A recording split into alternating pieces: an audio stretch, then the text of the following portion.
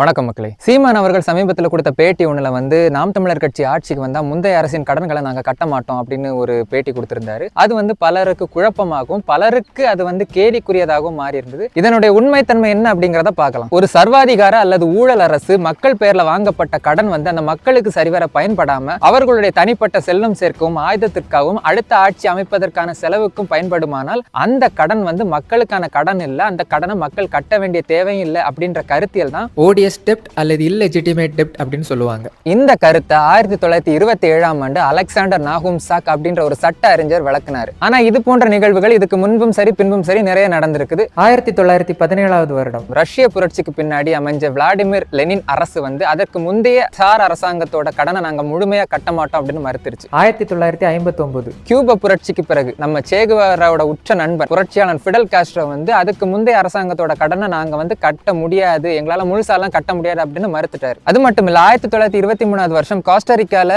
அதுக்கு முன்னாடி இருந்த சீன அரசாங்கத்தோட கடனை நாங்க கட்ட முடியாதுன்னு அந்த அரசு மறுத்தப்போ அது வந்து சர்வதேச அளவுல வந்து ரத்தாச்சு. ஏன் சதாம் ஹுசேன் ஆட்சிக்கு அப்புறமாட்டு ஈராக்கோட பல கடன்கள் வந்து ரத்தானது. மொத்தத்துல மக்களுக்கு பயன்படாமல் அடக்குமுறை அரசால் எடுக்கப்பட்ட கடன் அது மக்களுக்கான கடன் அல்ல அப்படின்றத அந்த ஊடியஸ் டெப்ட் அல்லது இல்லெஜிட்டிமேட் டெப்ட் இதைத்தான் சீமான் முன் வச்சாரு. ஆனா கலாய்க்கணும்னே விருப்பப்பட்டு பாக்குறவங்களுக்கு வந்து அது எந்த அளவுக்கும் புரியாது. சரி, இப்படி செய்யறதுனால எதிர்வினை நடக்குமானா நிச்சயமா நடக்கும். வெளிநாட்டு நிறுவனங்கள் வங்கிகள் இங்க வந்து ஏற்கனவே முதலீடு செஞ்சவங்க அல்லது முதலீடு செய்யணும்னு எண்ணத்துல இருக்கிறவங்க வந்து யோசிப்பாங்க அல்லது முதலீடே செய்யாம போயிருவாங்க. இதனால பொருளாதாரம் பாதிக்கப்படுமே அப்படின்னு உங்களுக்கு தோணலாம். இங்கதான் தமிழ் தேசத்தினுடைய அடிப்படையே இருக்குது. அதுதான் தற்சார்பு பொருளாதார வாழ்க்கை. தற்சார்பு பொருளாதாரம் தமிழர்களுடைய அடிப்படை வாழ்வியல். நமக்கு தேவையான உணவை உற்பத்தி செய்து நமக்கான பொருளாதாரத்தை நாமளே கட்டி எழுப்புவதுதான் தமிழர்களுடைய தற்சார்பு வாழ்வியல். இந்த தமிழ் தேசிய கொள்கையில் செயல்பட்டு கொண்டிருக்கும் நாம் தமிழர் கட்சியினுடைய செயல்பாட்டு வரைவு ஒண்ணு விட்டுருக்காங்க. ஆட்சி செயல்பாட்டு வரைவு. அது எத்தனை பேருக்கு தெரியும்னு கூட தெரியல. இப்படி ஒண்ணு வந்திருக்குது அப்படின்னு இணையதளத்துல இருக்கும். எடுத்து போய் பாருங்க. 462 பக்க செயல்பாட்டு வரவு. ஆட்சிக்கு வந்தா என்னென்ன பண்ணுவோம், என்னென்ன திட்டங்கள் இருக்கும், அதை எப்படி எப்படி செயல்படுத்தும், மக்களுக்கு அதுல இருந்து என்னென்ன பயன்கள் வரும், எப்படி வளத்தை வச்சு மேம்படுத்தலாம், எப்படி தன்னிறைவு வாழ்க்கையில நிறைவு அடையலாம் அப்படின்றத பல பக்கத்துக்கு கொடுத்துருக்காங்க. நீங்க எந்த பக்கத்தை எடுத்தாலும் உங்களுக்கான தகவல் அதுல இருக்கும். இதே மாதிரி 2016லயும் விட்டுருக்காங்க. ஆனா நம்ம தான் அதெல்லாம் கவனிக்காம என்னத்தெல்லாம உளறிக்கிட்டு இருக்கும். இந்த ஆடு மாடு வளர்ப்ப பனை தொழில் எல்லாம் கேவலமா பேசிட்டு இருக்காங்க. ஆனா பால் பொருளாதாரத்தை வச்சு நம்மளுடைய நாட்டை தன்னிறைவுபடுத்திடலாம். தற்சார்பு பொருளாதாரம் சாத்தியமா அப்படின்னு கேட்டீங்கன்னா சாத்தியப்படுத்தி காட்டிய மாமனிதன் ஒருத்தர் உண்டு. தன் நாட்டு விடுதலைக்காக உள்நாட்டிலே அமைந்து கொண்டு போரையும் நடத்தி கொண்டு தன் நாட்டிற்கான பொருளாதாரத்தை உள்ளிருந்தே கட்டமைத்து தற்சார்பு பொருளாதாரத்தில் தன்னிறைவை கண்டு